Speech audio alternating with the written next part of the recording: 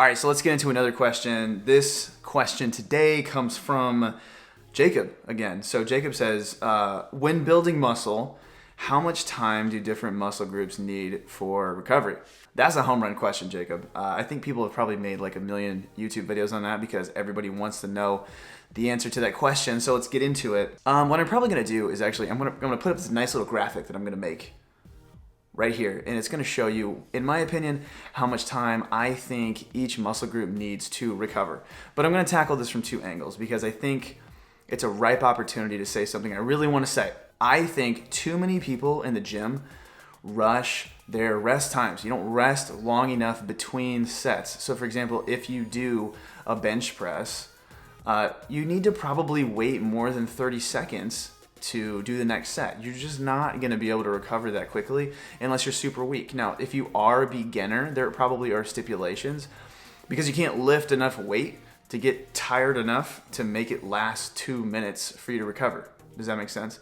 But super specifically for me, I think legit one of the biggest mistakes I made for so long when I was training and trying to grow and be big and strong is that I didn't rest long enough. I would be the guy who would do a set of bicep curls and then literally just get impatient and 20 seconds later pick it up again, maybe because I had a pump and I wanted to like feed the pump or fuel the pump or whatever it might be, but I was just basically creating metabolic tension, which is just a fancy like term for like you're just swelling up the muscle. And although that can be one mechanism for building muscle, it's probably like not even close to the most important. So what I'm really trying to say is, in terms of muscle recovery, make sure you're getting your like in between set recovery right first, actually, before we even talk about like if we hit biceps on Monday, should we hit them again on Tuesday or Wednesday or Thursday or Friday? So let me make that point really clear.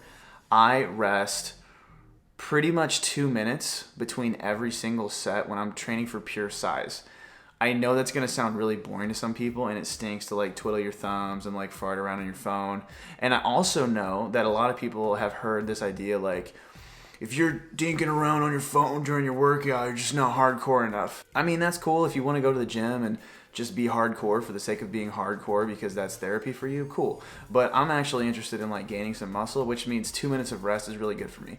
Granted, there are some moves like more isolation-based exercises like a bicep curl or a tricep extension or a lateral raise where I don't rest 2 minutes because I just don't need to. They're smaller muscle groups.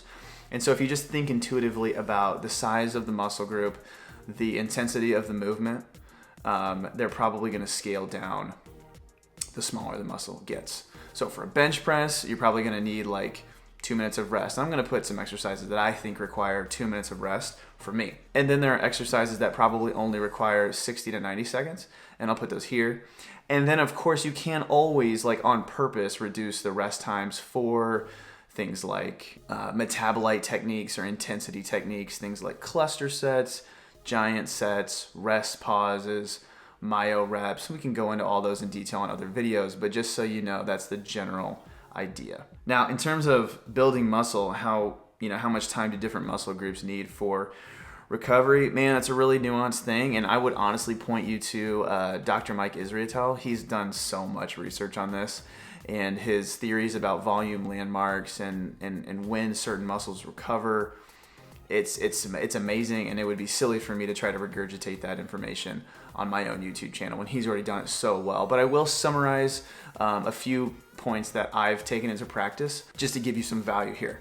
So for me, I think there's a reason that the push-pull leg split is so popular because in general, pretty much every muscle group can recover in at least 48 hours. If you're unfamiliar with the push-pull leg split, it basically means that you do a push workout followed by a pull workout the next day, followed by a legs workout the next day, and then you repeat that. It typically winds up being like a 6-day split with 1 day of rest, push-pull legs, rest, repeat. And the reason it works so well is because most muscles can recover in at least 48 hours. So if you hit your chest really hard on Monday, you can probably come back super easily on Thursday and hit your chest again, assuming you didn't train your chest to total oblivion on Monday. But I'll be honest, I train some muscle groups almost every single day. I cannot get my biceps sore for the life of me. And not that getting your biceps sore means that's what's growing you, but in theory, hypertrophically speaking.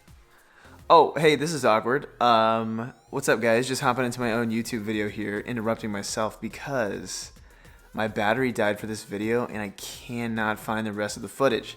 That's my bad, YouTuber party foul. But I just wanted to wrap up the video and say, to finish my thought about the biceps and say, you don't get bonus points for getting sore biceps all the time. But the point being, if your biceps can handle 3 or 4 sets of volume every single day, then it might be a way that you could grow your biceps by hitting them with more frequency.